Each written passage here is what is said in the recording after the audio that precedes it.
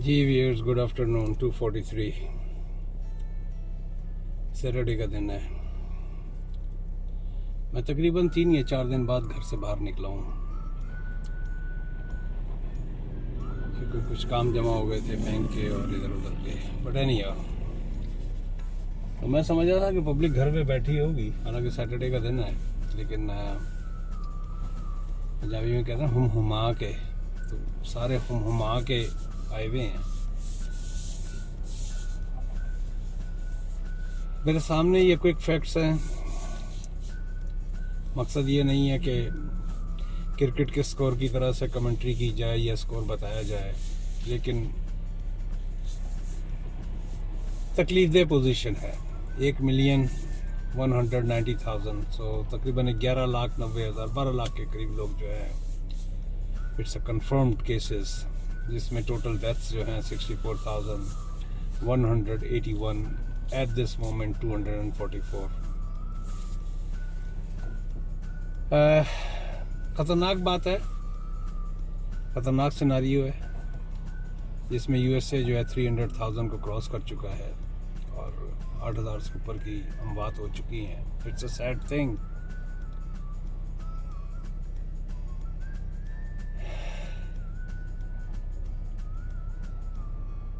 It's a sad thing. मैंने कुछ लम्हे के लिए खामोशी की थी उन लोगों के लिए जो मर गए, और इस लपेटे में सब कोई भी आ सकता है।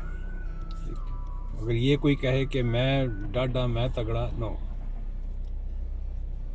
Anybody can get in a grip, और किसी भी वक्त काम हो सकता है। इसमें इटली है जो तकरीबन 15,000 से ज़्यादा अमवात हो चुकी हैं वहाँ पर। अफसोस मुझे सिर्फ इन तमाम बड़े बड़े मुल्कों में सिर्फ इस बात पे हो रहा है, डेफिनेटली लोगों की भी स्लैकनेस है, सोशल डिस्टेंस इतना नहीं है, लेकिन these governments are not equipped control this kind of thing, epidemic. America में मुझे पता है कि कोल्ड वॉर के ज़मानों में बंकर्स बन गए और पता नहीं क्या क्या हो गया। अब ये देखें, सोशल डिस्टेंस मेंटेन किया जा रहा है। मुझे इस बैंक में जाना है और यहाँ पर 6 फीट के डिस्टेंस के ऊपर इन्होंने लाइन बाहर लगाई हुई है कि ये लाइन तो अंदर भी लगनी होती है, डजंट मैटर। तो एक ही बात है, जाए कि ये देखें राइट साइड पे ये लाइन लगी हुई है, 1 2, ये स्पॉट इन्होंने बना दिए हैं ग्रीन कलर के, और पब्लिक वहाँ पर खड़ी है। अब मुझे भी इस लाइन में शामिल होना है। प्लाजा वैसे ही बिजी है जैसा होता है नॉर्मली, एज यूजुअल। और मैं समझ रहा था कि पब्लिक कम होगी। कल मेरी एक मुझे जिससे इंटरव्यू करना है ड्राइवर का, लेकिन अब चूंकि नामुमकिनात में से है, तो उससे मेरी बात हो रही थी, मिस्टर सॉले। तो he is on the dispatch right now. तो उसने कहा कि नहीं, I don't want to do my driving job, I want to be on dispatch. Company ने ऑफर की कि तुम डिस्पैचर बन जाओ। तो ही वाज टेलिंग मी कि ब्रदर, ग्रोसरी जो है 3 टाइम्स बढ़ गई है। उनकी जो इनवॉइसेस हैं ट्रक्स के ऊपर जो जाया करती थी जिस जगह पे, इतना प्रेशर हो गया है उन ग्रोसरी स्टोर्स का, क्योंकि पब्लिक हर वक्त घर पे है, बच्चे घर पर हैं, 3 वक्त खाना खाया जा रहा है और होर्डिंग एंड स्टॉकिंग भी हो रही है। तो मैं यही देख रहा हूँ कि ओशन का ये प्लाजा है और इट्स फुल ऑफ कार्स। तो चलें व्यूअर, मैं ज़रा इधर से बैंक से खेल लूँ, फिर देखते हैं बाद में। अच्छा, इस वीडियो को शायद मैं आगे ना बढ़ाऊँ, अब आगे बढ़ाऊँगा तो किसी वीडियो के साथ अटैच करूँगा। मैंने एक वीडियो बनाई है, आई मीन वॉइस ओवर की है, Canadian history, Canadian immigration history, बड़ी एक जिसे कहते हैं ना कि बर्ड्स आई व्यू टाइप की, 1869 से लेके ऑलमोस्ट 1980 तक की, कि किस तरह का यहाँ की इमिग्रेशन थी और कैसे कन्वर्ट हुई, और आज जो कनाडा की तरक्की है, ये पूरी दुनिया में एक इमिग्रेशन पॉइंट ऑफ व्यू से सबसे ज़्यादा अट्रैक्टिव मुल्क है, because of their change policy on the basis of equality, on the basis of skill, on the basis of education. ये चीज़ अगर हमारे मुल्क सब कॉन्टिनेंट के लोग सीख जाएं कि हमें अपने मुल्क को तरक्की देनी है, अपार्ट फ्रॉम मज़हब, अपार्ट फ्रॉम रेसिज्म, हमें उसको वेलकम करना है और इंसानियत की खिदमत करनी है, ह्यूमैनिटेरियन ग्राउंड के ऊपर वो करना है, तो हो सकता है कि हम लोग भी कल को शायद जो लगता नहीं है, क्योंकि नई ब्रीड जो तैयार हो रही है, जिस तरह बायस सोशल मीडिया के थ्रू मैं देखता हूँ, मैं हिल जाता हूँ, लिटरली मैं हिल जाता हूँ कि अभी भी वही ज़हनियत जो चल रही है जो आज से 100 साल पहले चल रही थी। चले वियर, मिलते हैं एक ब्रेक के बाद। Like I always request, please subscribe my videos. तो इसके बाद अगर वो तकरीबन 9-10 मिनट की मेरी वॉइस ओवर है, मैं किसी भी शिकागो की वीडियो होगी, मेरे पास बेतहाशा वीडियोस पड़ी हैं जो मैंने लोड भी नहीं की थी, तो मैं उसके साथ जो है ना उसको लोड कर दूंगा, तो आपकी सैर भी हो जाएगी। और दो बातें जो हैं, कोई इतनी प्रोफेशनल अंदाज से कुछ स्लाइड्स नहीं मैंने चलाई हुई, कोई पावर पॉइंट्स के ऊपर एरोज नहीं बनाए हुए, डब्बे नहीं गिर रहे हैं दाएं से बाएं से। एक सिंपल, एक समझें, मैं आपके बराबर में बैठ के आपको बता रहा हूँ कि what is the history of Canadian immigration and how people come to that country on different basis. चलें वियर, मिलते हैं एक ब्रेक के बाद। Like always request, please. जी वियर, आज बात करते हैं इमिग्रेशन फ्रॉड की वार्निंग्स कि इमिग्रेशन में, कनाडा के इमिग्रेशन, चूँकि एज एवरीबॉडी नोज़, हर एक को पता है कि इस वक्त कनाडा, दुनिया में 3 एप्लीकेशन जो है बहुत पॉपुलर है, जिसमें कनाडा है, ऑस्ट्रेलिया है और कुछ यूरोपियन कंट्रीज़ के लिए। तो कनाडा की इस वक्त बात कर लेते हैं।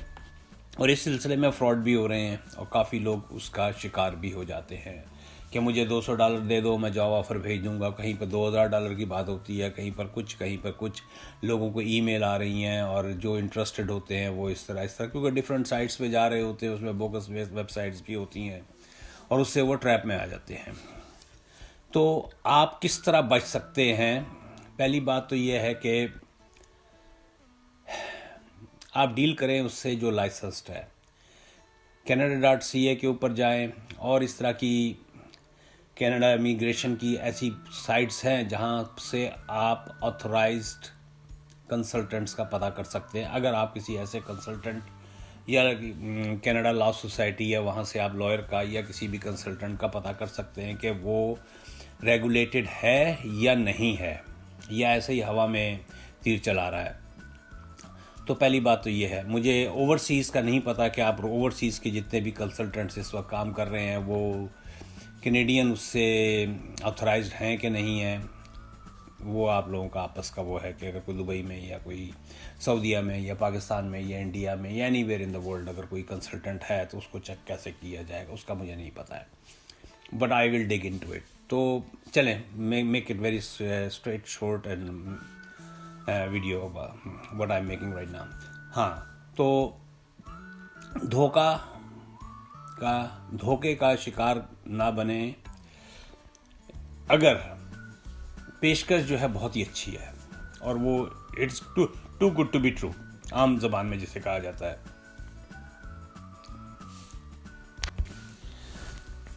तो अगर कोई आपको कहता है कि गारंटेड वर्क परमिट है, गारंटी किसी भी चीज़ की नहीं है, किसी की कोई अंदर कनाडा इमिग्रेशन से लिंक है ही नहीं। लिंक से मुराद ये है कि जी मेरी बात है और मेरा बड़ा वो रसूख है और मैं तुम्हें गारंटेड वर्क परमिट निकाल के दूंगा। There is no such thing. अक्सर ये वादे होते हैं कि हम तुम्हें फ्री स्कॉलरशिप, आप पढ़ने जाओगे वहाँ पर तो हम तुम्हें फ्री स्कॉलरशिप दिलवाएंगे। नो, आपको फ्री एयर टिकट जाने का और वहाँ रिहाइश मिलेगी और इतना इस तरह का आपको सब्ज़ बाग दिखाए जाते हैं। नो,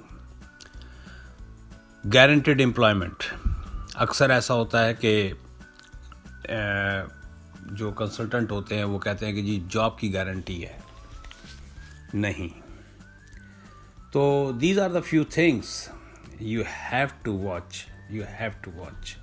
अक्सर जो क्या नाम है कंसल्टेंट्स होते हैं कि ये पेपर बना के ले आओ, वो पेपर बना के ले आओ, झूठे पेपर जो बनवाने के लिए कहते हैं, तो I will not recommend you कि 6 महीने की अपनी स्टेटमेंट्स को कर लो। तो इसका मतलब है कि there is some fishy in that, क्या नाम है, उस कंसल्टेंट के अंदर कोई ना कोई धोखाधड़ी है। और अगर आपको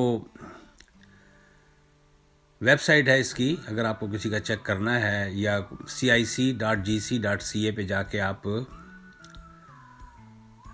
वहाँ से आप लिस्ट निकलवा सकते हैं कि किस तरह के फॉर्म हैं, कौन सी गाइड्स हैं, उन वहाँ पर वीडियो भी हैं, आपको सारा कुछ वहाँ से मिल जाता है। आपको फ़ीस वगैरह चेक करना है कि आपकी फ़लाना जो केस है उसके ऊपर फ़ीस क्या हो सकती है, तो जिस तरह मैंने पहले बताया कि www.cic.gc.ca पे जाके, क्यों कि लोकल करेंसी में कहीं भी फ़ीस नहीं होती। डेफिनेटली वो मांगेगा लोकल करेंसी में ही, आप कहाँ से कैनेडियन डॉलर लाएंगे, लेकिन आप को ये तय करना होगा उसके साथ, अगर कंसल्टेंट के साथ आपकी बात हो जाती है कि तुम्हारी फ़ीस कितनी है और कैनेडियन उसकी इमिग्रेशन की फ़ीस कितनी है, और आप जाके इस वेबसाइट पे चेक कर सकते हैं कि आपके केस के अंदर आपकी लैंडिंग फ़ीस क्या होगी, आपकी प्रोसेसिंग फ़ीस क्या होगी, ये सारा आप निकाल सकते हैं। आपकी फैमिली की, फिर बच्चों की, हर एक की अलग अलग होती है। और फ़ीस जो है वो कंसल्टेंट के ज़ाती अकाउंट में जमा नहीं होती।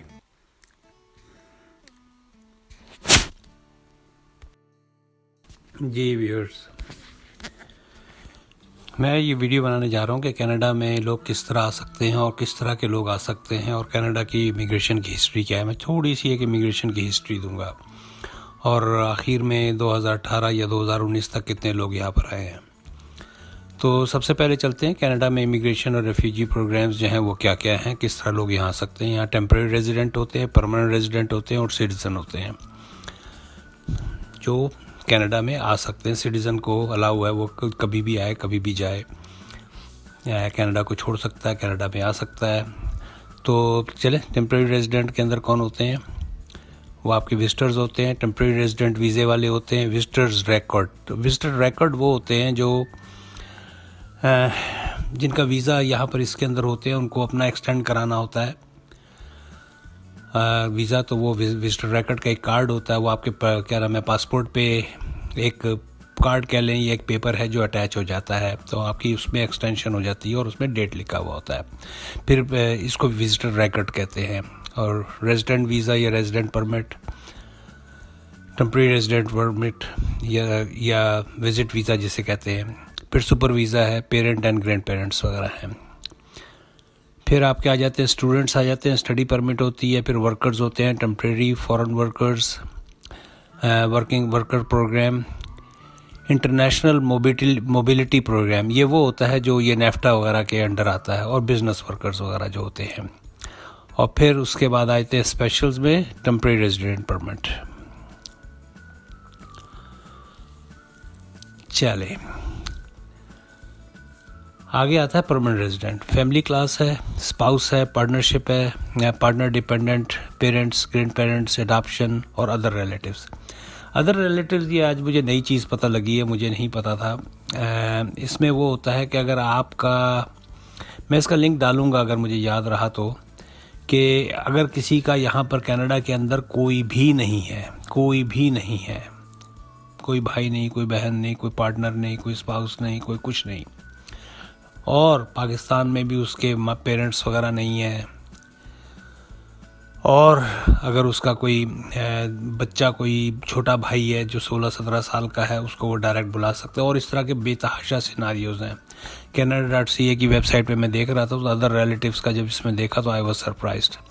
उसके बाद परमानेंट रेजिडेंट के अंदर आती है आपकी इकोनॉमिक क्लास, वो है स्किल्ड वर्कर्स है, फेडरल स्किल्ड वर्कर्स है, फेडरल स्किल्ड ट्रेड्स हैं।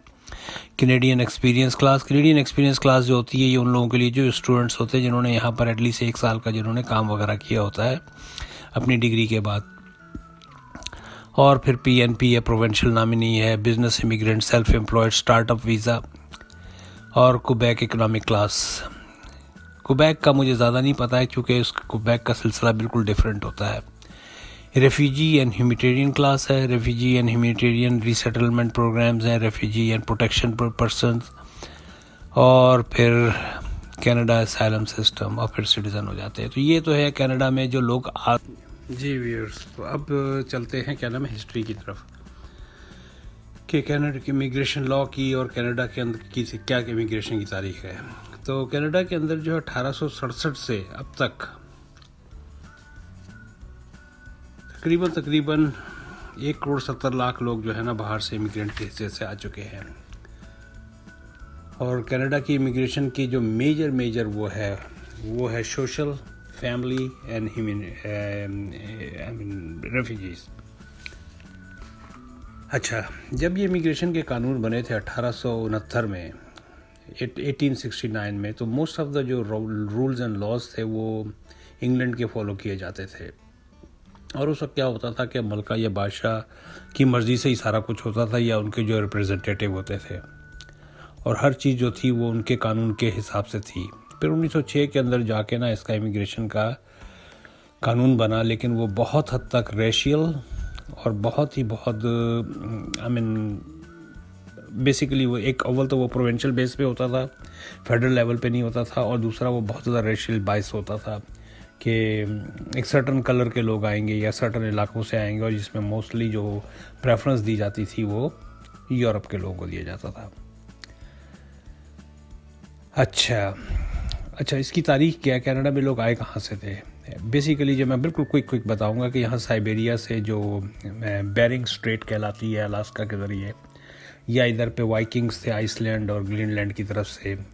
तो बेसिकली जो यहाँ पे एब्रोरिजिनल पीपल हैं, जो कैनेडियंस हैं, जो पुराने जिनको फर्स्ट नेशन कहते हैं, रेड इंडियन कहते हैं, ऊपर के इलाकों में जो हैं वो सारे के सारे ये वही लोग थे जो क्या नाम है वहाँ से साइबेरिया के उससे आए थे, और उनकी शक्लें भी काफ़ी हद तक उन्हीं लोगों से मिलती है। अच्छा जी, जब यूरोप से इसकी जो इमिग्रेशन शुरू हुई है तो वो 17वीं सदी से शुरू हुई है। उसमें ज़्यादातर शुरू में फ्रेंच आए और फर ट्रेड से रिलेटेड लोग थे। फिर 18th सेंचुरी में जब यूएसए के साथ इनकी वॉर हुई, 1875 की बात है गालिबन, तो लॉयलिस्ट जो थे, ब्रिटिश गवर्नमेंट के लॉयलिस्ट, उसमें ज़्यादातर ब्लैक लोग थे, और they came on the east coast of Canada, Nova Scotia है, PEI है और न्यू ब्रंसविक का इलाका है, वहाँ पर आए। ये 18वीं सदी में। फिर 19वीं सदी के अंदर बहुत सारे इमिग्रेंट यूरोप से आए, और फिर 20वीं सदी में पूरी दुनिया से आने शुरू हुए। अच्छा, सबसे ज़्यादा जो इमिग्रेंट आए थे 1913 में, बताते हैं कि तकरीबन 4 लाख के करीब आए थे, 4 लाख के करीब आए थे। और उसके बाद 1967 से 1947 से 1961 के दरमियान जो है मोस्टली लोग यूरोप से आए हैं, और जो भी आता था मोस्टली यूरोप होता था, यूरोप की तरफ से लोग आते थे और उन्हीं को प्रेफरेंस दी जाती थी। फिर इसके बाद इनका डार्क एज शुरू होता है। 1923 में जो कानून बनाए गए वो चाइनीज़ इमिग्रेंट को क्रश करने के लिए, या इससे पहले जापानीज़ को, और इंडियन जो आते थे हमारे हांगकांग से शिप के थ्रू आते थे, या किसी की, या वो थे हमारे पंजाब से जो फ़ौजी आए थे, उनके साथ किस तरह का यहाँ पर सलूक किया जाता। मैं सिख बरादरी की बात कर रहा हूँ जो BC की तरफ आई थी। तो ये एक शॉर्ट सा मैंने वो करके बनाया है कि इस तरह करके ये बहुत ज़्यादा रेशियल और उसके ऊपर बेस्ड होता था, और इनके ऊपर चाइनीज़ हेड टैक्स लगाया हुआ था 1923 में, और इस हद तक चाइनीज़ को इन्होंने दबाया था, जबकि चाइनीज़ ने ही इनकी कैनेडियन पैसिफिक रेलवे जो है, जिस पे जान लगा के काम किया था, लेकिन उसके बावजूद जो है इतना रेशली बाइस इनके वो प्रोग्राम्स हुआ करता, लॉस थे कि 1923 में इन्होंने चाइनीज़ हेड टैक्स लगाया, और उसमें वो जो स्टार्ट हुआ था पहले 1910 में, ये कब $10 से, और वो गया already all the way to $500। और इस हद तक वो टफ थे कि 1923 से लेके 1941 या 44 तक बताते हैं सिर्फ 15 चाइनीज़ जो हैं कनाडा में दाखिल हो सके। और इसी तरह जापानीज़ के साथ सेकेंड वर्ल्ड वॉर में जो किया गया था, इनको क्या नाम है, इनके साथ जो सलूक किया गया था, इनको डिपोर्ट किया गया था। तो बेसिकली क्या मैं सकता हूँ कि ये 1947 या 1950 तक जो है मोस्टली जो ये लॉज थे यहाँ पर बहुत ज़्यादा रेशली बाइस थे, और बिल्कुल कलर की बुनियाद के ऊपर फैसले हुआ करते थे। लेकिन इवेंचुअली फिर 1947 में इनका सिटीजनशिप एक्ट आया, और फिर थिंग्स जो है, जो चीज़ें जो हैं चेंज होनी शुरू हुई। और फिर ऐसा हुआ कि जो पहले कनाडा में लोग उसके ऊपर आते थे नस्ल की बुनियाद के ऊपर, वो फिर स्किल और एजुकेशन पे आना शुरू हो गए। तो यहाँ तक का तो मैंने आपको तारीख का बताया है। तो कितने लोग आए हैं, मैं यहाँ 2018 तक की फ़िगर यहाँ पर आई हुई हैं, और ये फिगर्स वो होती हैं जो मिनिस्टर होता है उसको हर साल जो है पार्लियामेंट के अंदर बताना पड़ता है कि पिछले साल क्या था, कितने लोग आए थे और अगले साल अब 2019 का गालबन अभी तक हुआ नहीं है, जो अभी तक बुक्स में आया नहीं है, आई मीन वेबसाइट्स वगैरह पे। तो ये 1918 की मेरे पास फिगर्स पड़ी हुई हैं कि the overall planned admission range is 280 to 320 permanent residents आए थे और इसमें 21% जो थे वो आपके रेफ्यूजीज़ थे, 26% जो थे आपके फैमिली से रिलेटेड थे और you want even believe me almost 63% जो थे या 62% जो थे इकनॉमिक क्लास में आए हैं। इकनॉमिक क्लास से मुराद आपके ये स्किल के बुनियाद पे, बिज़नेस की बुनियाद पे, एंटरप्रेन्योर की बुनियाद पे, ये जो आपकी फास्ट ट्रैक की एक्सप्रेस एंट्री है, PMP है, उसके ऊपर लोग आए थे। तो ये तो है हिस्ट्री की हद तक बात।